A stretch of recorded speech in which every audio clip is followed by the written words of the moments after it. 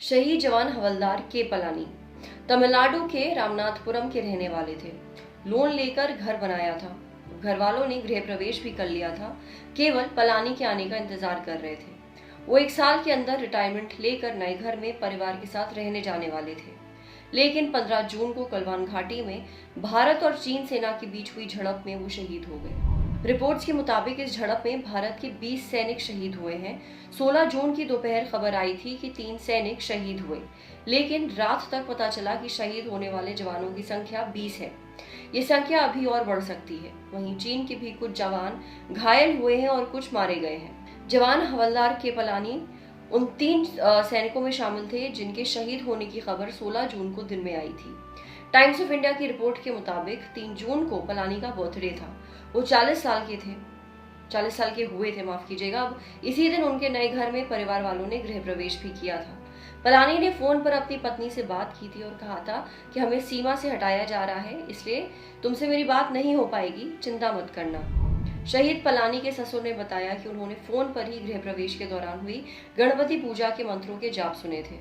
पलानी के भाई भी आर्मी में क्लर्क हैं, राजस्थान में पोस्टेड हैं। 16 जून की सुबह 9 बजे उन्होंने घर पर फोन किया और गलवान घाटी में हुई घटना के बारे में बताया, शहादत की जानकारी दी।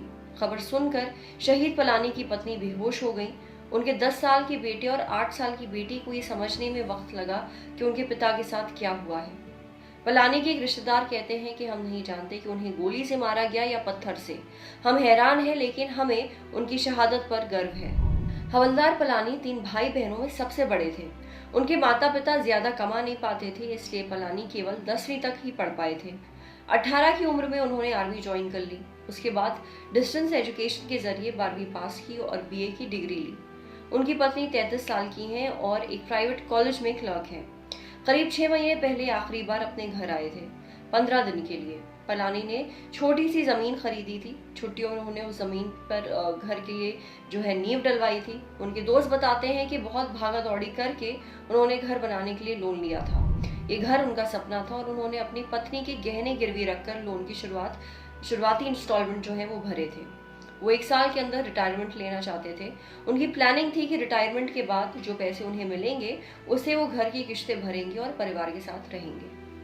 जवान हवलदार के पलानी की शहादत पर हर कोई उन्हें श्रद्धांजलि दे रहा है। नमस्कार, आदाब, मेरा नाम है सरवत। आप देख रहे हैं दी ललन टॉक। शुक्रिया।